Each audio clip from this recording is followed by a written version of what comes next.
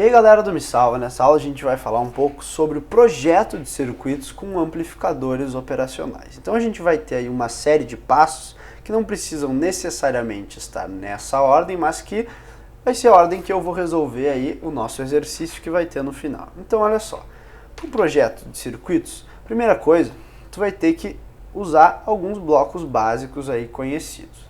Segundo, primeiro, tu vai estabelecer a lei matemática que tu quer. Então, tu tem que saber exatamente o que tu está querendo antes de começar a projetar qualquer coisa. Tu tem que chegar e pensar que tu quer que tenha tantas entradas, tantas saídas, qual é a característica de cada saída, e além disso, tu vai montar, então, o teu circuito na forma literal, ou seja, sem calcular os teus componentes, para, no final, calcular aí o valor dos componentes. Essas duas aqui podem não estar nessa ordem. Tu pode também desenhar o teu circuito já calculando os valores de alguns componentes. Além disso, que não está escrito aí, tu vai ter que sempre prestar atenção também nas tuas restrições, ou seja, tu pode calcular um circuito que funcione perfeitamente bem no papel, mas que quando tu for implementar ele na tua protoboard, tu vai ver, por exemplo, que tem algum amplificador que satura ou tem algum valor nominal de corrente que está maior do que os teus resistores suportam. Então tudo isso vão ser coisas que tu vai ter que prestar atenção. Nesse exercício que a gente vai fazer agora, a gente vai cuidar basicamente desses problemas aqui nessa ordem. E daí na próxima aula a gente vai fazer um exercício que vai ter mais algumas restrições aí de projeto. Então, o meu objetivo aqui com esse exercício é que a gente desenvolva um circuito que resolva essa equação aqui, ó. Então, a gente tem o seguinte, eu quero que a minha saída do circuito VO seja igual a 10VA, que é uma tensão de entrada, menos a derivada DDT de uma outra entrada VB. Então, para isso, a primeira coisa que eu vou fazer vai ser dividir esse circuito em blocos básicos. Então, primeira coisa, olha só, aqui eu tenho um menos dVdt. Então, isso aqui vai ser implementado em um bloco que vai ser um amplificador diferenciador. Então, a primeira coisa vai ser derivar essa saída VB. Depois disso, eu vou vir aqui, ó, e vou realizar essa operação aqui, ó, que vai ser a soma. Então eu vou somar VA mais essa parcela aqui. Então vai ser um amplificador somador. Por fim, o que eu vou fazer vai ser multiplicar isso aqui tudo por 10. Então vai ser um amplificador, apenas um amplificador aí. Nota que existe mais de um jeito de tu fazer isso. Então, por exemplo, aquele nosso amplificador operacional diferencial que a gente viu lá, ele é, por natureza, inversor. Então esse menos vai estar embutido dentro dele.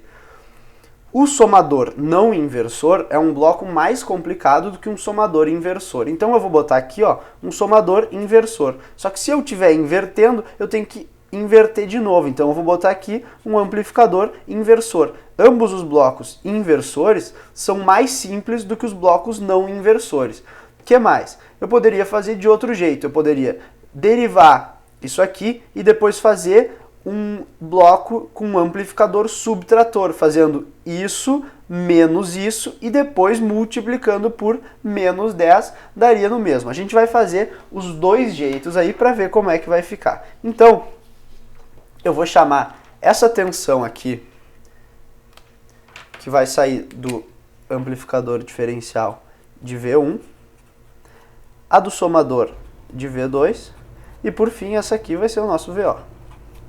Então eu vou calcular V1, V2 e VO separadamente e depois, voltando, eu vou estar com VO em função de V2, V2 em função de V1 e V1 em função de VB. E V2 vai estar em função de V1 e VA. Então eu vou transformar depois VO em função de VA e VB, V1 também, e por fim vou chegar na expressão final aí para o nosso circuito. Então, olha só como é que a gente vai fazer isso. Começando aí, foi a primeira coisa que eu falei lá. Primeiro eu vou fazer um DDT com ganho 1, inversor. Então, esse aqui é o nosso circuito diferenciador que a gente conhece lá. A gente tem aqui um capacitor C, um resistor R. E aqui eu vou ter a tensão VB que eu tinha lá, e aqui aquilo que eu chamei de V1. Como a gente já conhece esse bloco, a gente não precisa fazer contas para saber que V1 é igual a menos RC, que multiplica a derivada de VB no tempo. Então, esse aqui é o V1. Eu já vou, então, estabelecer valores para esse R e para esse C. Como eu quero que esse ganho seja 1, eu não posso botar o resistor como sendo 1 ohm e o capacitor como sendo 1 farad, porque um capacitor de 1 farad é muito grande. Então eu vou botar um capacitor, por exemplo, de 1 milifarad, que já é um capacitor muito grande, e um resistor de 1K. Lembrando que como a gente não tem restrições aí nesse problema, a gente não está trabalhando com componentes reais, então eu posso inventar um pouco aí esses valores de R e C. Então, isso aqui na verdade vai ficar menos dVB dt. Então, determinado o V1, a gente vai determinar agora o V2, que é aquela soma lá. Então, olha só, soma de V1 com VA. Então, uma dessas entradas aqui vai ser o V1 e a outra vai ser o VA. Esses resistores aqui eu vou chamar de R1, R2 e RX, e essa aqui vai ser a nossa saída V2. Então, se tu lembrar lá do nosso somador inversor, a saída dele, VO, ela é igual a menos RX, que multiplica V1 sobre R1 mais VA sobre R2. Agora anota, como eu queria fazer esse somador com ganho 1, então eu posso botar esses resistores aí, todos com o mesmo valor, que não importa qual seja, eu vou ter ganho 1. Então eu vou dizer que cada um deles tem valor, por exemplo, 1K, e tudo aqui vai se cancelar e eu vou ficar com menos V1 mais VA. Ok. Agora que eu tenho o V2, eu vou calcular o V3, que basta eu multiplicar por 10 e inverter isso aí. Então, o V3 é o nosso último bloco aqui, que ó, amplifica por 10 e inverte. Então, vezes 10 e vezes menos 1. Aqui eu vou ter o nosso V2 e aqui o VO. Aqui eu vou ter dois resistores R1 e R2.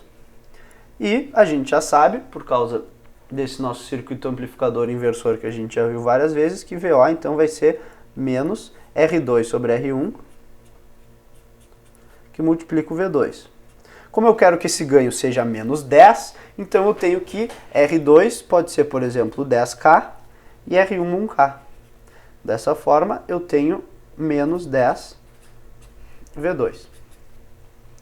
Agora eu vou voltar de V2 para V1 e VA. Então, olha só, a gente tinha ali que V2 era igual a menos V1 mais VA. Então, eu vou substituir esse resultado aqui. Isso vai me dar, então, VO era menos 10 vezes V2. V2 é menos V1 mais VA. Menos V1 menos VA, botando já para dentro aqui.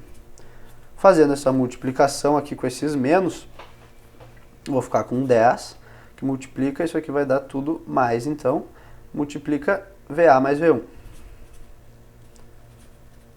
Agora eu vou voltar para o VB. Então eu sabia lá, ó, que V1 era igual a menos dV dt. Então, escrevendo esse VO de novo aí, eu vou ter 10, que multiplica VA, menos dV dt ali, ó.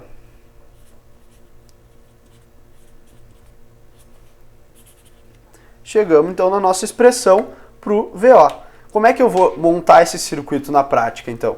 Eu vou pegar, montar esse pedaço aqui na protoboard, daí eu vou pegar esse V1 aqui, ó, esse ponto do meu circuito, eu vou ligar nesse ponto aqui.